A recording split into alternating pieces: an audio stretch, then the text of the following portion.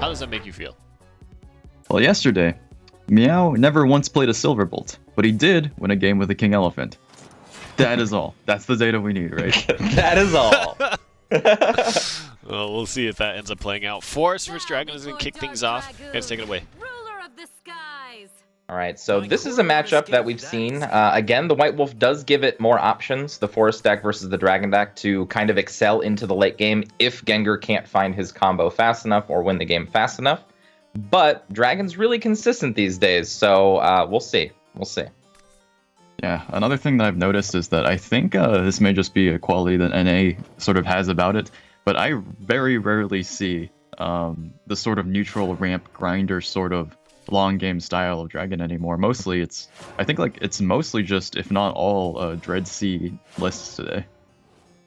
That's right. I think one player, and it's surprising that the player who brought an actual just ramp Dragon deck that doesn't have the combo in it is Fantasy, and we'll see that a little bit later today.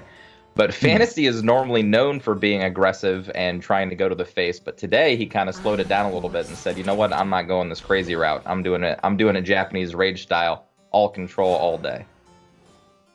Something I find actually kind of interesting about Gengur's list we're seeing now is that this is both Dread Sea, and in the same list there are 3 Sahak wheels. So we kind of see a little bit of uses of both, but it doesn't really dip too hard into either. No area, it just uses Erd for the damage, and there's no Lucifer for the Sahak wheel. It's just kind of half and half.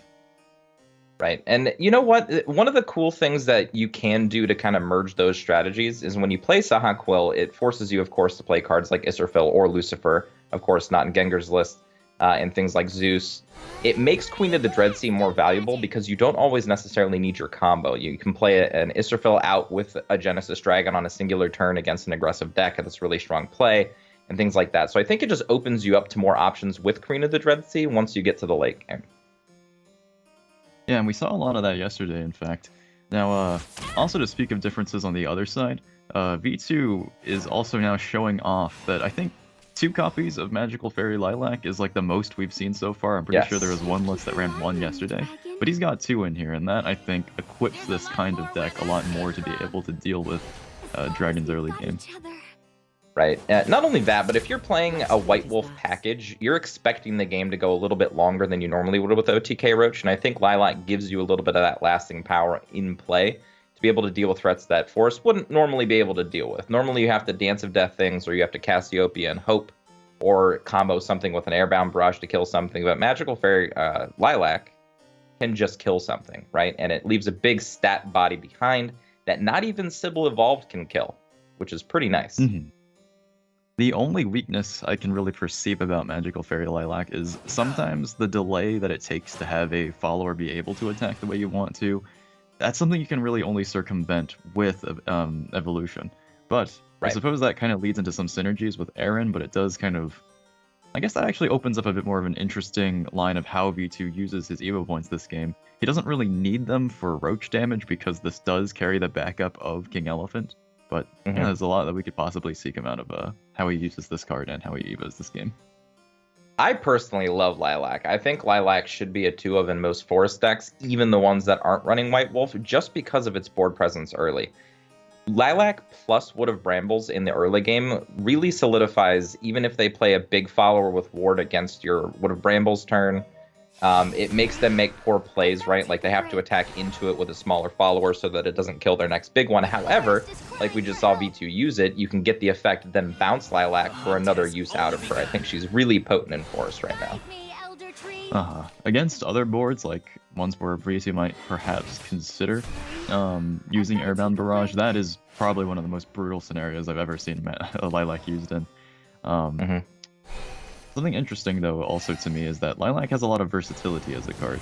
She also, I've seen, functions really well in aggro just due to the both high stat line, synergy with Elf Song, things like that. So, really cool to see how she sees a lot more, or already has seen a bit more play in NA than in other regions. Yep.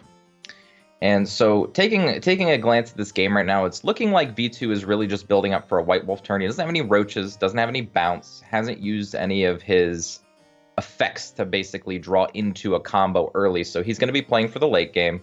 And we see Gengur already amassing this high army that he's probably going to start with next turn with Israfil and kind of bait out that Lilac just to get it in play, use up the last Evo point, that kind of thing. And then just start going into a big endgame with Zeus, Genesis Dragon. He has Erd already, so he can force through, if Genesis Dragon lives, a whole bunch of more damage. And if but Queen of the Dread Sea is ever drawn, the game might just be over after the first salvo of these big followers that are coming out. On the other side of that, I suppose it is actually pretty difficult to get all that damage in on time with Lilac hanging around, and it's really interesting to me when watching decks that run White Wolf. Is the question to me always is, assuming Gengur's game plan is already more or less finished, he's already on 9 play points heading into 10, and all of his hand is basically awakened now. Is V2 looking to try to get this White Wolf off as soon as possible? Because I remember that was the one time we saw Meow actually kind of fail with the deck, was a sort of impatient usage of it. But his hand isn't very developed to do anything otherwise, because he has a large number of cards in his hand to work with King Elephant, but there's no follow-up Roach or anything like that that would turn it into any kind of OTK. Well, for 2 reasons, I think White Wolf would be the play early in this game. For one, V2's still at a high enough life total that playing it out doesn't really threaten lethal. That's kind of the mistake that we saw yesterday, is that the lethal was still being set up even through the White Wolf. The other thing is because there is no Ariat in this deck, there's no way to push that 18 damage. The highest that you can do with the Erd combo is 7 + 9, which is 16. So you have a little bit more breathing room to play the Wolf in this matchup. Plus, you don't really want to naturally draw your King Elephants, at least not both of them, right? So getting the opportunity of getting a 0-cost one in your hand before you draw them is very important, I feel. And also, now interesting to me that you mention it is, I suppose sometimes drawing one of the 10-cost King Elephants and trying to get to turn 10 could be a piece of what V2 is looking for, because if he does draw a King Elephant, or draws both of them, then the next highest cost card that White Wolf pulls is just Cassiopeia, or Aaron sometimes. This happens to the deck a lot, where if it draws out those win conditions, then the next thing it falls onto is some kind of non-synergistic defensive card. Yeah, honestly, the only real downside to running cards like Silver Bolt or King Elephant with White Wolf is that they just add really high cost cards to your deck. So if you do, in fact, naturally draw them, especially early in the game, you're kind of playing like old Ramp Dragon without any ramp, but those cards that cost 10 don't really have the effect that Dragon cards do. So they become kind of dead in your hand. So I feel like if you can get White Wolf out and protect yourself and not die, of course V2 knows that if he doesn't heal and put up a ward here, he could just die to another Genesis Dragon. You want to do it so that you take that effect away from the deck, so you don't just naturally draw them. Right. But I do like, as well, even knowing this, that 9 defense left, opponent has an Evo point left, absolutely no need to take a risk on playing White Wolf immediately. Yep, and not only that, but like this is such a setup where V2 now knows that Gengur does not have Bahamut, and it's a really powerful tool to have, especially on that turn. Bahamut would have been amazing that turn. Without Bahamut, V2 can just play a regular game here. He doesn't even need to do anything crazy. Right. I think actually one of the strongest pieces of a V2's position now is he's drawn a Roach and he had a Gamma Mage even if he couldn't. I think this is actually a turn where he might be able to get away with using White Wolf without needing to worry. I thought it was a good timing for it. I didn't think he would need to worry about milling anything, but he might. Yeah, and he gave up his board position to do so. V2 could have played White Wolf and evolved it into Zeus, would have killed Zeus and killed itself by virtue of Bane. Oh, never mind. Maybe he just has lethal. That's why. That's always a maybe that's why. See, V2's laughing here. He's like, yeah, sorry, bro, I had it. Nice Zeus, though. So never mind. V2 knew exactly what he was doing. He's like, I don't need to White Wolf. I've got the win already. I focused so hard on wanting to see the King Elephant happen that... Right.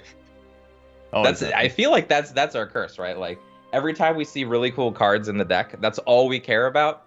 And then the little simple things, like lethal in hand. We just miss them sometimes. Yeah, and it is, I think, to V2's credit, in fact, that he, as a player, like, using this sort of odd, non-linear win condition in Wolf, doesn't become distracted by it, and just simply continues to count out without using that as a sort of focus, or single focus. of him to make sure that he keeps in mind the amount of damage that's always available to him. So one thing that I really like about these new Dragon Mirrors as opposed to the old Dragon Mirrors is that they don't take very long, right? They can, but because of the combo, there's this ever-present knowledge that you could just die. So it activates these Dragon players to playing a lot more aggressively, playing out their hands a lot faster, not just playing one resource after another just to like counteract what their opponents are doing, but actively trying to stay at 20 while also posing threats so their opponent can't actually play a big threat into them. Things like that. So I actually really love the new combo Dragon Mirrors. These are great. Yeah, and also worth noting is that there are some very interesting choices of tech and like little tiny deck building decisions that might not be obvious at a glance. But it just occurred to me that Gengur's list has completely cut Dragoon Scythers, which is a card that I had always thought was absolutely core in this list.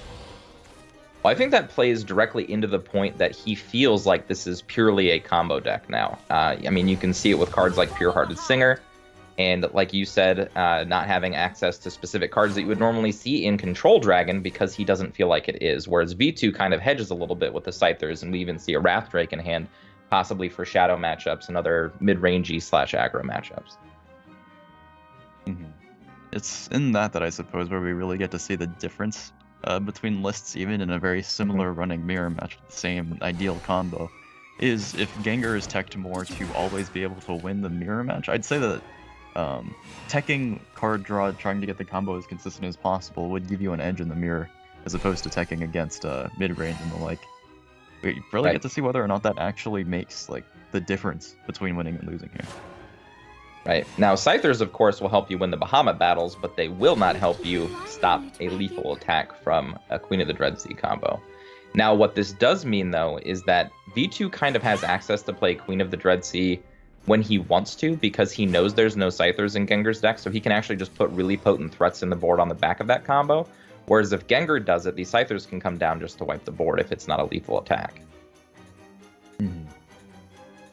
I guess another thing that's also worth mentioning is that limits Gengur's options a little bit as well, because he understands that not running, well, as you already described, not running that sort of answer can mean allowing his opponent to ramp is that much more of a tough call for him. If he were to actually just double clear these ILs, I think that would be like a very, very risky line of play. Yeah, I'm actually surprised to see the evolve here too. I believe I know why he's doing it. It's mostly just because he doesn't want to take the extra poke damage to try to set himself away from getting to 16. He's still not going to be able to do it very effectively though, because he has to use the Evo point. V2 still hasn't had to use an Evo point to kill this yet, so I feel like there's a little bit of resource trading here. I don't think Gengur needs to go into, but he feels like it's necessary. However, this does ramp V2 up to 10, and he does have 2 Bahamuts in hand, and knowing his opponent doesn't have any Scythers, this might mean very aggressive Bahamut plays. Mm-hmm. I mean, the very best answer is just a full commitment of a Zeus. Sahagwil kind of is Gengur's main hope in taking care of large threats like that, but I don't know. 2 Bahamuts and 1 Zeus is absolutely nothing to scoff at. Right. This is, I mean, he might have less cards in his hand, but if we look at the cards in Gengur's hand, a lot of them are just card draw and things that can be effective with combos. But nothing too crazy just yet. At least it's very fortunate that just the way or the nature of Dragon Summoner is the ability to pull in win conditions suddenly. Going a bit for the offense here, trying to get some face damage and taking the board back. It's the best he can do, but once again, as we've been observing, it's these Bahamuts that I think are going to be the make or break turn of the game. Right. And it's if he chooses to pull the trigger here. I think he should. I don't really see a better play in his hand. Like, he could play Zeus go face. That's kind of risky. He could play a Scyther, but then he can't really do anything else this turn. So I think this is a Bahamut turn. All right, especially and the funny part about it... I was just about to say, having his Evo points means even without Genesis Dragon, the Zeus would have threatened a lethal if he could get the Bahamut to go across, as unlikely as that usually tends to be.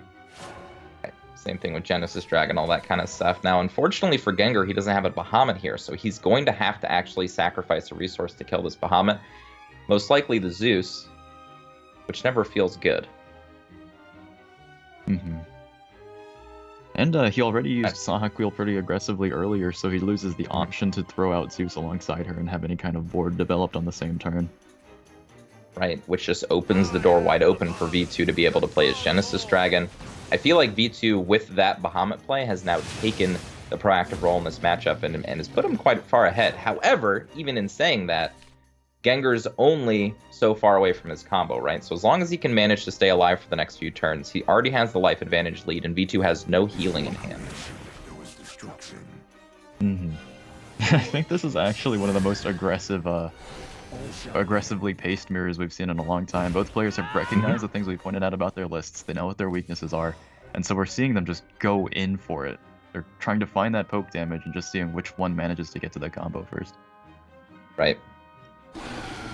Yep, and this is a forced Bahamut. Let's see if V2 answers back with a Bahamut. He, of course, doesn't know this, but if he plays a Bahamut, he's in really good shape here. Only thing that particularly beats this Bahamut would be finding Dreadsea on the spot. Right. Dreadsea on the spot. Now, he could pace with a Scyther here, but again, that doesn't allow him to keep being proactive. So I love this play from V2. Actively just going after it. No Dreadsea to punish it. Nope. And is there even a way for him to kill this at the moment?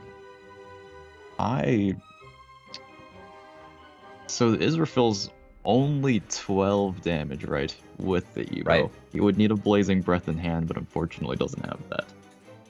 Any other combination of cards? Well, is there anything you can draw into with Pure-Hearted Singer? I think that is partly where we start to see a little bit of I don't think so.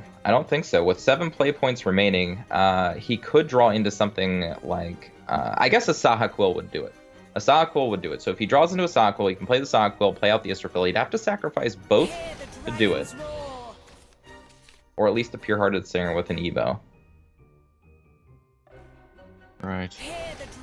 And we might actually see the lack of Dragoon Scythers making a huge difference here, because if Dragoon Scyther has been replaced for Pure-Hearted Singers, then we can also thereby confirm that he probably would have had one in hand, or would have had a lot of card draw regardless between the two searches of Dragon Summoner to find one. So that lack is making a very huge difference on this turn. And without the pre-Evo from Gengur, Breath of the Salamander cleanly clears up this board. Evo on Bahamut. Easy life, easy game. V2 is going to run away with this match. Two very, very quick games as well. There it is. V2 showing his excitement. Wow, he's covering his eyes. He's like, that's actually a really interesting reaction. I mean, yeah. It's obviously a big time, very important for all of these players. There's a lot of money on the line. And again, V2 is one of these players who is on track for the World Grand Prix, right? So he could beat